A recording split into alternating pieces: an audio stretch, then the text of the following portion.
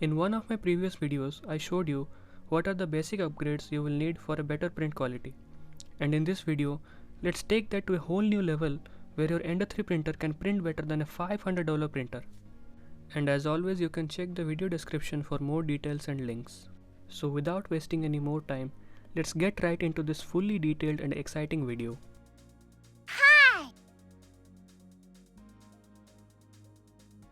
Starting off with the left out upgrades that I forgot to mention in my previous video. First is the Z-axis motor spacer that prevents the tilting of the lid screw. Next are the silicone spacers which are more durable and hold their compression better than the stock or yellow springs.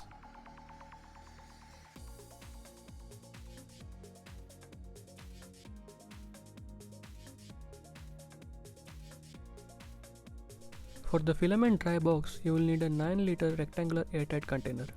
You will have to make a 15 mm hole at a desired place from where the filament can come out freely without any resistance. Also, you have to sand the bottom side of the box rough to touch so that it is easy to glue the filament spool holder in the place that I showed you in my last video.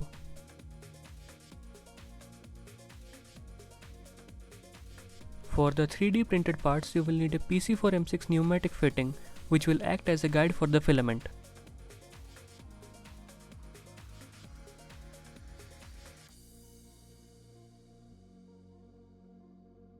You can thread it down yourself or use a small wrench or pliers to do the same.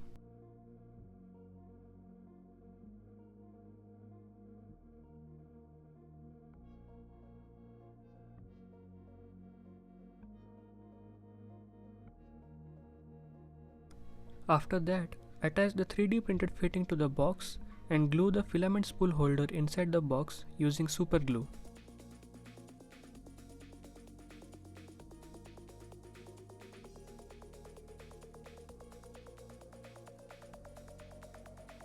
Now put your filament spool inside the box and check for free rotation.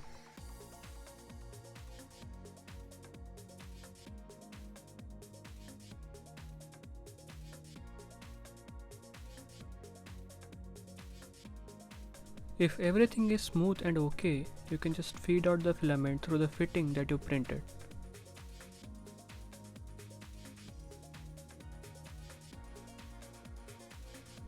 Finally, drop a generous amount of desiccant inside your filament dry box. You can use silica gel or any other desiccant, but I am using calcium chloride, also known as Chlor's moisture absorber.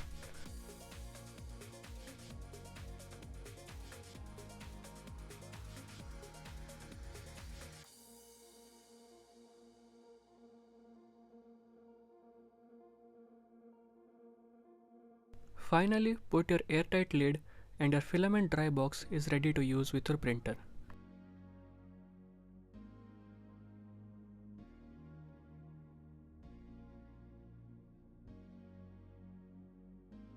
For the isolated heat bed, you will need nitrile insulation foam tape which is used for thermal insulation in plumbing, aluminum tape and a pair of scissors.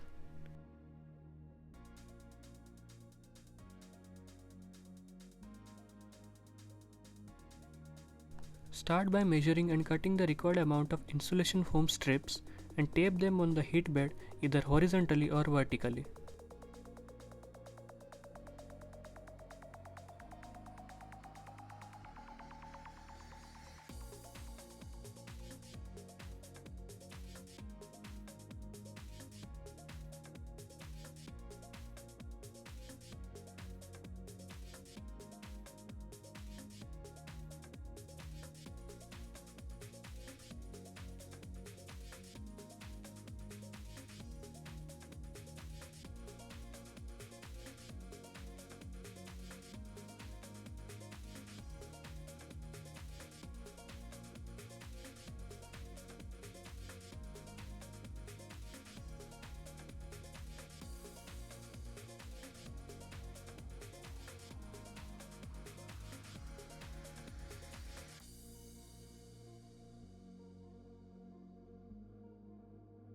Use a pair of scissors to trim off the excess foam from the side of the bed.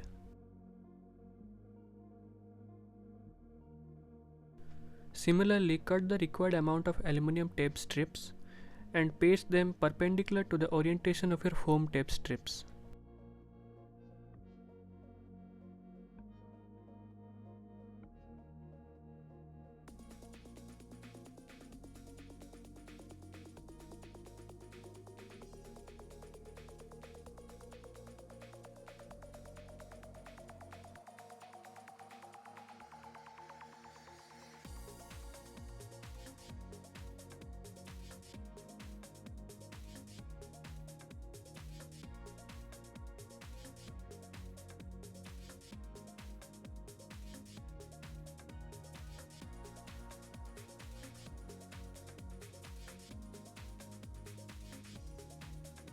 And finally push in the stock bolts inside your heat bed and mount the bed on the Y-axis gantry of your printer.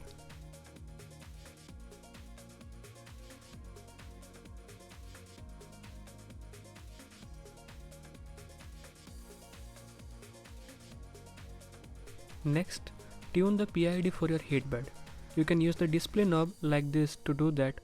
Also to mention, I am using Klipper firmware on my Ender 3 Pro. As you can see, the PID tuning for heat bed has started, and you can also use your Klipper console for sending the commands for PID tuning. I will link the commands you need in the video description, so don't forget to check them out. After the PID tuning is done, you can click on the Save Config button on the console or manually type save_config and hit the send button.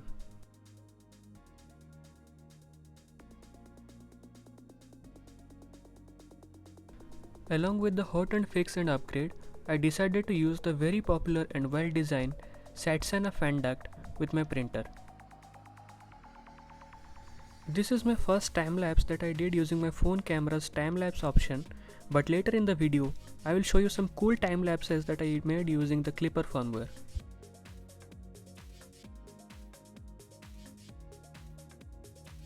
The design I am using uses a 5015 blower fan as the parts cooling fan, and you will need some extra M4 bolts and nuts to mount it to the fan duct.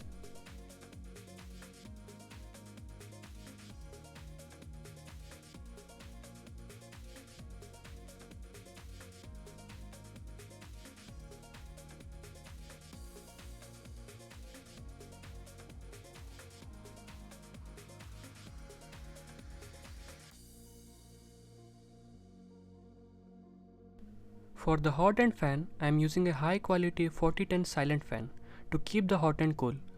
Also, you will need 10mm M3 bolts to mount it to the fan duct.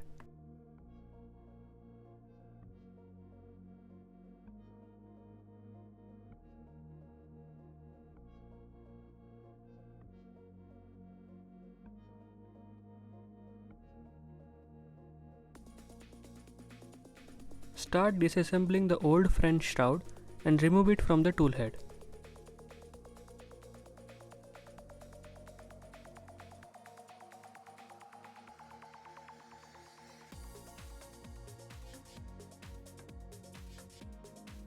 Also, I have made my fan ducts modular so that they are easy to replace when they get damaged by too many heat cycles. Start removing the hot end assembly, as we will replace the stock brass nozzle with a hardened steel nozzle. But one thing you have to keep in mind is that the steel has lower thermal conductivity than brass, so you have to set your nozzle temperature a little bit higher than what you print at normally. Usually the steel nozzle requires 10 degrees Celsius more than the usual printing temperature.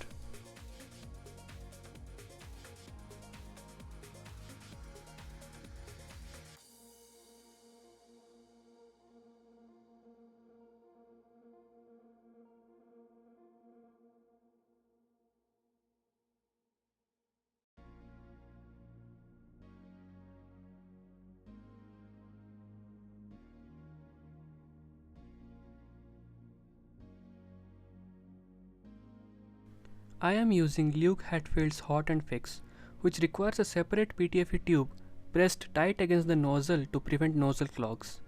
You can check the link on description to print out the cutting guide and small PETG or ABS washer that presses against the PTFE tube. The original Creality MK8 hot end is not designed well. The heat break is not all metal and it uses PTFE tube as the guide for the filament, which results the PTFE tube burning out at high temperatures. So I decided to use original Capricorn PTFE tubing inside the heat break as it can withstand high temperatures, and the precise internal diameter ensures smooth retractions. Same goes for the Bowden tube that connects the extruder and the hot end. You can use a pipe cutter like this to get perfect flat cuts.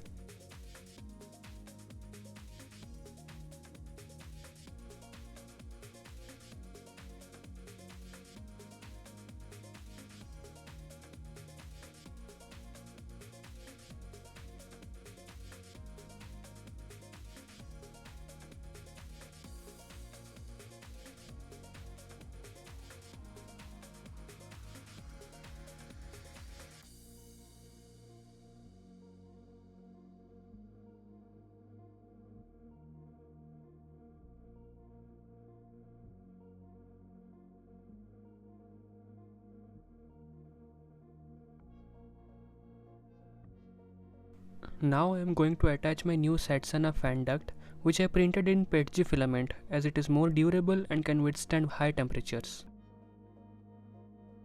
Here I am attaching the BL Touch mount that came with the fan duct. You can skip this step if you don't own one. The fan duct is height adjustable, so adjust it to your requirement.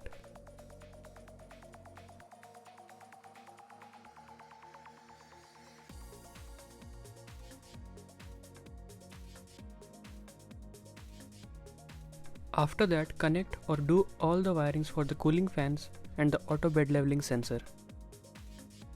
Finally, attach the hot end fan cover to the fan duct.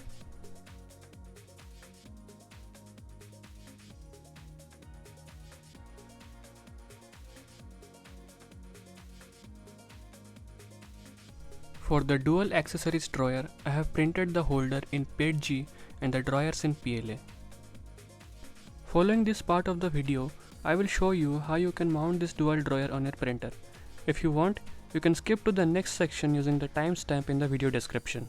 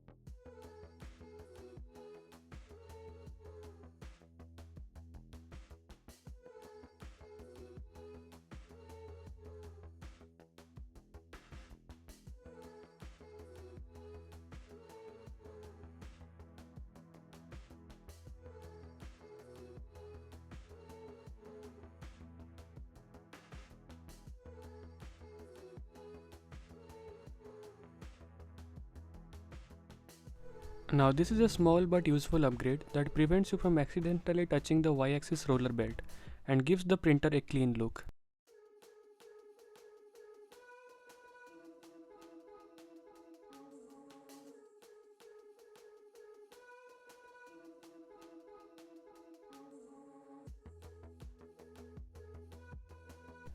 Last year, Creality launched a network device called Creality Useless Box. Pun intended. It was supposed to be a wireless network device to which a printer can connect and receive G-code commands for printing. But regardless of extreme hype and big claims like cloud printing, cloud slicing, real-time monitor, it failed miserably. But last year's late December, I saw a Hackaday post where Tom Nardi along with his team did a teardown of the Creality Wi-Fi box and figured out it was capable of running Linux BusyBox on it. Big thanks to George Brook, Iona Rapsa, and well, myself for developing and testing Clipper WRT on Creality Wi-Fi box. You can check out Iona's Clipper WRT GitHub page on how you can flash Clipper firmware on your Creality Wi-Fi box. If you guys need a tutorial on this, you can comment about this in the comment section. If the response is good, I will surely make a tutorial on that.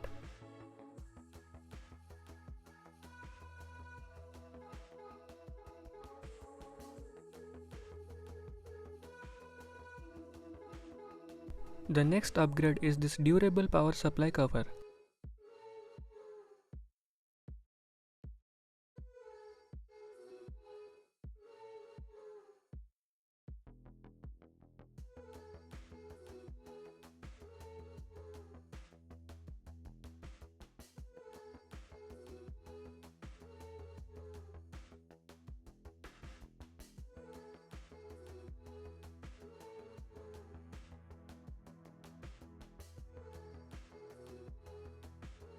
This upgrade adds proper height to the power supply so that it won't fall when you unscrew it, and it prevents accidental electrocution as there is no open holes in this design.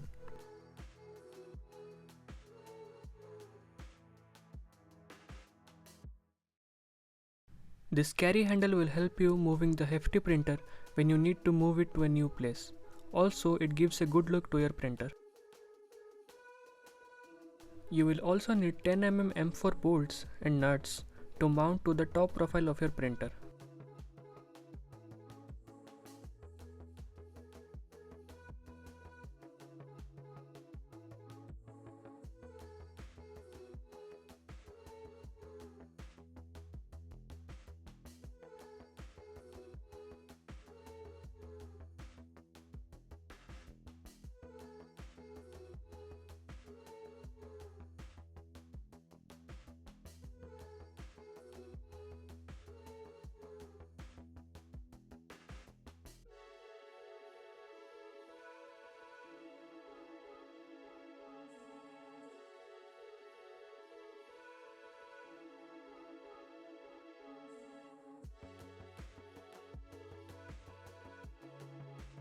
The raised feeds add a good height to your printer, so that the motherboard cooling fan can suck air properly. It is designed in such a way that you can use your original rubber feet with it.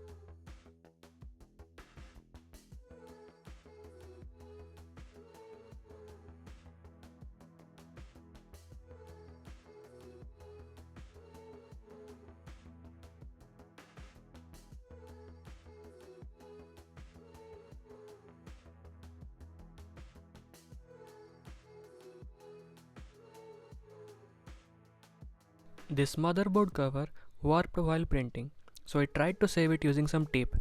It was usable, so I kept it. You will need a 8025 fan for this mode, and for powering it I used a LM2596 buck converter as it needs 12 volt.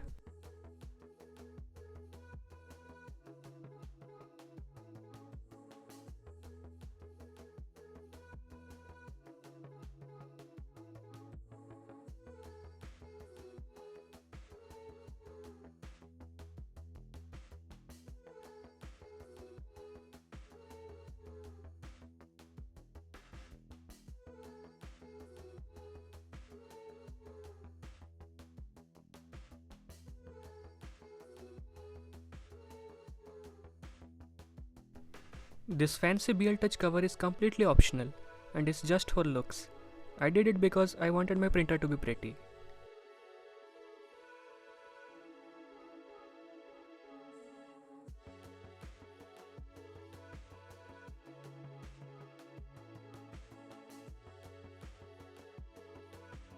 For the power supply of my Clipper host, that is the Creality Wi-Fi box, I will be using this 24 volt to 5 volt 5 ampere XY3606 power module, as the Clipper host needs a stable voltage and shutdowns when it experiences under voltage.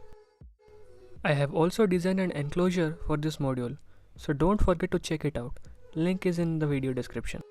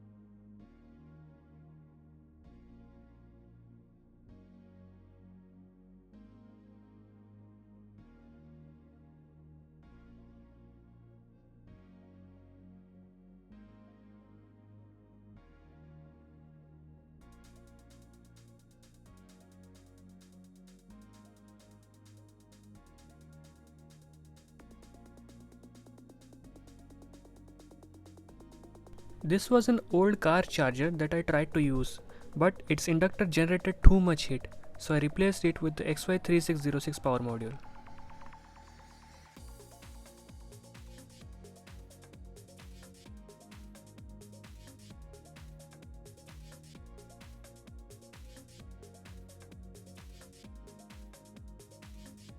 As you can see, I had to open the enclosure in order to tighten the screw terminals, but you don't have to worry as I have changed the design already.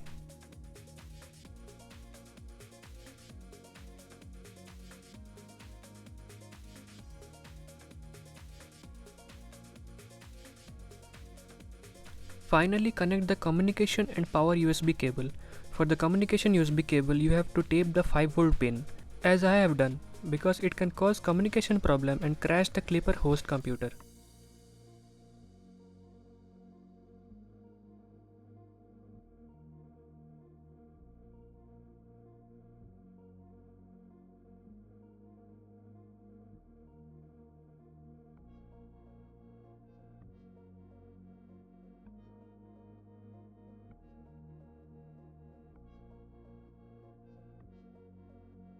In the next video, I will show you how you can make a smart plug using TASMotor firmware that can turn off your 3D printer automatically.